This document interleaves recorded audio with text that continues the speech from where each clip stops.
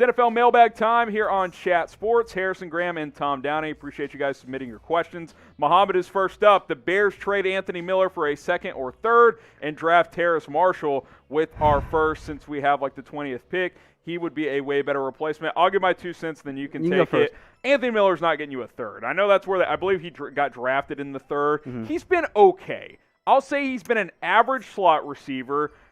You probably get a fifth for him if you flipped him, realistically. You're not getting a third. If you want to trade him, that's fine, but you're not going to get a third and just so you can go draft another guy. That's not realistic. At this point, already, Darnell Mooney's got more value, and I don't think it's really that close. Yeah, I don't have much to add. I think you have to know that. If you want to go receiver, sure, go for it, but you're not going to get a second or third for Anthony Miller. Day 3 pick for Miller. Got a super chat coming in from Malcolm. Appreciate that. The most interesting job for me is the Falcons job. Difficult decisions to be made in terms of Matt Ryan and Julio Jones. Also, what do you think about Cam Newton and Sam Darnold's future? Good questions. The Falcons job is interesting. You might see a hybrid approach of let's roll with Matt Ryan, Julio Jones, but also go quarterback, number 4 overall. That's very appetizing for me here. And then Newton and Darnold, I think there's a very good chance that those two teams players end up on different teams this upcoming offseason. I don't know where they end up. Newton is not going to be back with the Patriots, I don't think, and if the Jets are smart, they'll trade Darnold and then move on. Call me crazy. I think Cam Newton's falling off a cliff. I'd rather take my chances with Darnold. He's young. He hadn't been very good, but Cam Newton looks like a guy who can't throw anymore, and that is something you probably can't fix. Another super from Emil Patterson. Ben Dinucci is the GOAT this season. Appreciate the 20. Is that Swedish? It's like $2, I think. Appreciate that from Emil there. He's the GOAT in terms of bad.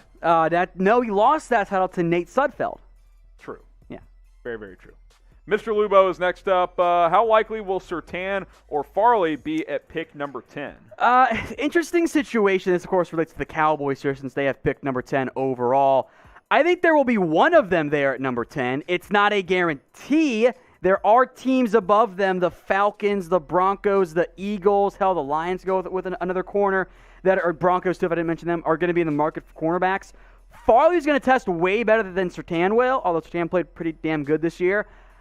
We'll see what ends up happening. Both those guys should be at the top of the Cowboys draft targets, which you can find, by the way, by subscribing to our Cowboys YouTube channel. New link, by the way. It's youtube.com/CowboysTV. We just changed that today, youtube.com/CowboysTV.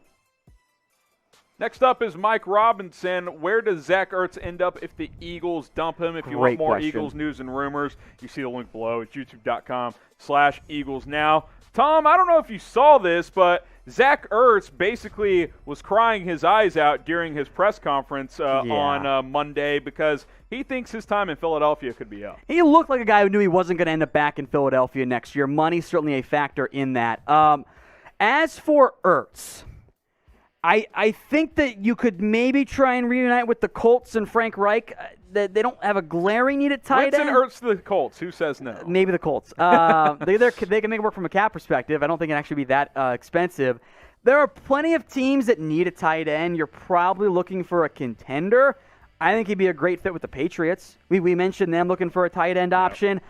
There will be interest in Zach Ertz this offseason. I am very curious to see what happens because of his contract. Maybe it's just an outright cut. Changes are coming in Philadelphia. That's at least how it seems.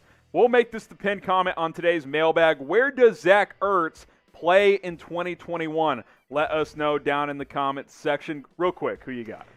I'm going to go Patriots. I don't feel overly confident in that one, but they're the one that I'm like, oh, God, they need a tight end so bad. So I'll go New England there. Go ahead and reply to the pinned comment.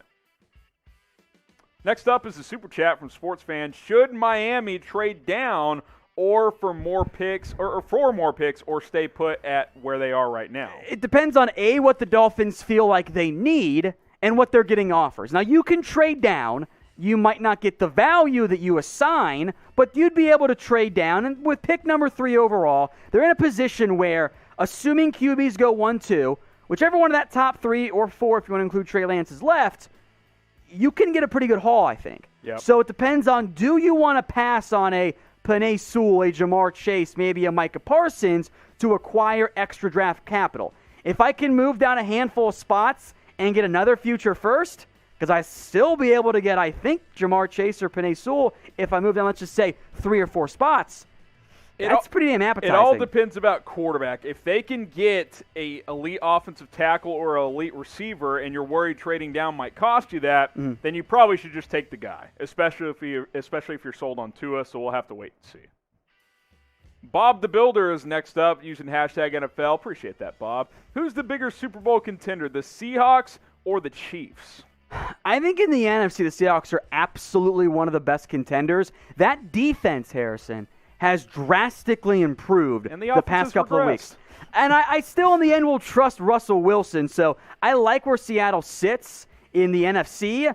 But I think if we're being honest and we're looking, okay, biggest Super Bowl contender, isn't it still Kansas City in the end? I think so, and we'll focus on the Chiefs in a second. For the Seahawks, you look at this, it's a pretty competitive NFC. I think the AFC is a little more top-heavy. Now in the NFC, I think with the Packers and Saints, obviously Seattle, and then even Tampa with the way they finished, I think that's a pretty crowded group in the NFC trying to come out of this conference. And, hey, if Jared Goff is healthy and can play, they beat Seattle. They split with Seattle. Yeah, and I don't believe in Jared Goff that much in the postseason. I trust Russell Wilson a lot more. Both these, and I don't think there's a real chance that Goff does not play.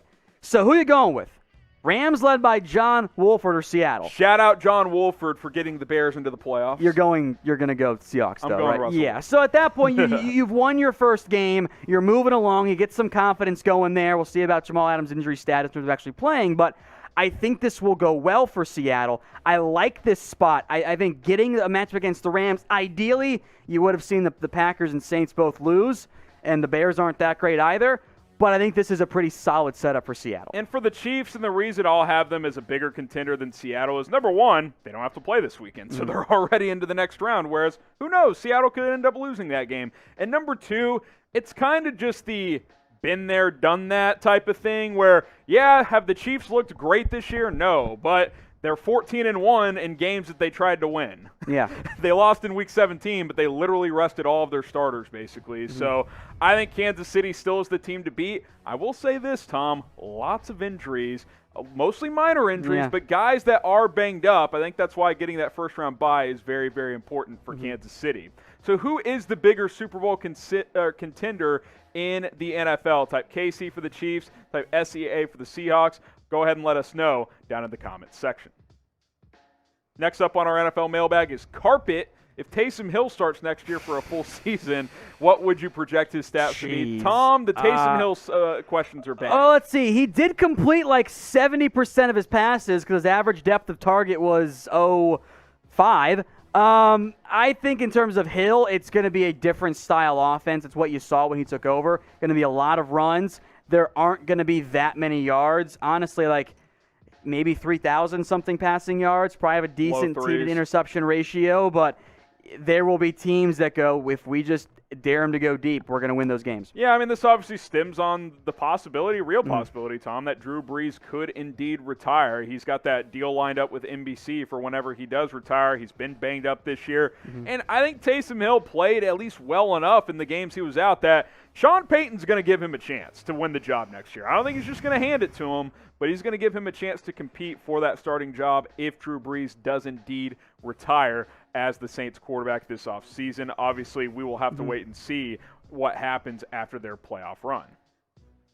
Got time for a couple more here. Not Michael. Does defense still win championships, or has offense taken over? Because the Chiefs are the best team with the 22nd ranked defense. Offense is more important. Yeah, you still need competency on both sides of the ball. The Chiefs are a good example of this. 2018, horrible defense. Fired their DC, brought in Spags. They weren't elite in 2019, but they were top half. They were good enough. They were top 15, especially top 10 second half of the year.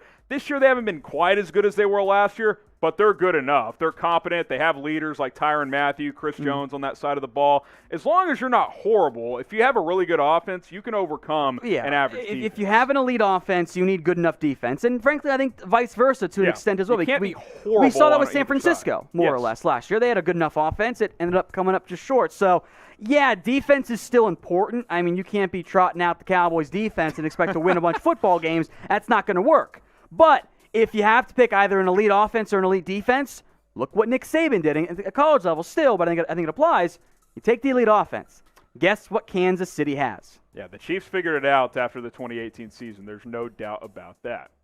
Now, if you want daily NFL videos, whether it be mailbags, news, rumors, playoff picture, whatever it is, we've got you guys covered here on Chat Sports. Hit that subscribe button. We're closing in on, 230,000 subscribers here on the channel? That's thanks to you guys, but also because we're busting out like 4 videos a day. Hit that big red button and turn on notifications so you never, ever miss a video here on Chat Sports. Rashard Lee is next up. Who's the better prospect, DeVonta Smith or JaMarr Chase? I still think it's Chase. I'm going to go Chase. I think it's a fun conversation in terms of who's better and who goes first. True. Because in reality, your first opportunity for a quarterback or a receiver to go off the board, Dolphins at 3. Yep. Do they want to go with JaMarr Chase, or do they want to go with Tua's old teammate in DeVonta Smith? Now, DeVonta Smith put up unreal numbers this year. JaMarr Chase did last year too. Neither of these guys, frankly, are going to post off-the-charts numbers in terms of their production, and not the production, but their physical traits. Chase, though, did it at age 19. Wild. I think they're both awesome. I'm going to go Chase, though. Next up is Mitchell, #NFL. If the Dolphins move on from Chan Gailey, who would they hire? We should mention that there was a bit of a miscue on Monday morning, we'll call it. And certainly he's on the hot seat, but as of now, he has not been fired. Background here is that ESPN put out an article saying, hey, Chan Gailey's been fired. And apparently they credited Schefter in the article, not realizing that the source for it was a fake Adam Schefter. Fake Schefter strikes again. And ESPN itself fell for it both in article and on SportsCenter. If the Dolphins move on from Chan Gailey, no boomers allowed. Go hire somebody young. Yes. I guess Chad O'Shea was too young for them. Chan Gailey was too old. Kind of like porridge, I guess. Find it somewhere in the middle. And no, find innovative. It won't be Steve Sarkisian because he is now the head coach of the University of Texas. So no Alabama connection with Tua on that front. But yes, Chan Gailey could be out, but as of now, he has not been let go. Who is the top 2021 free agent, Tom? Because we're in the playoffs, which means a lot of teams have focused on the offseason. Pretty solid crop. Am I this year. allowed to pick players who are not likely to be, or are likely to be franchise tag? Dak Prescott. All right, we did it. If it's not Dak, who? I kind of like Allen Robinson a lot. Allen Robinson's had a fantastic season. I mean, just throw him the damn ball and good things happen, right? Yeah. But I think across the board, it's clearly Dak Prescott. Yes. To find a legitimate franchise quarterback on the quarterback that could be available. Right side of 30, oh, you don't find those guys unless you're botching a contract. Cowboys. Last one here, Timothy Mullen. Best rookies at each position this year. Herbert, Joe Burrow, 1A, 1B. I think Herbert was a little better. Obviously, Burrow got hurt.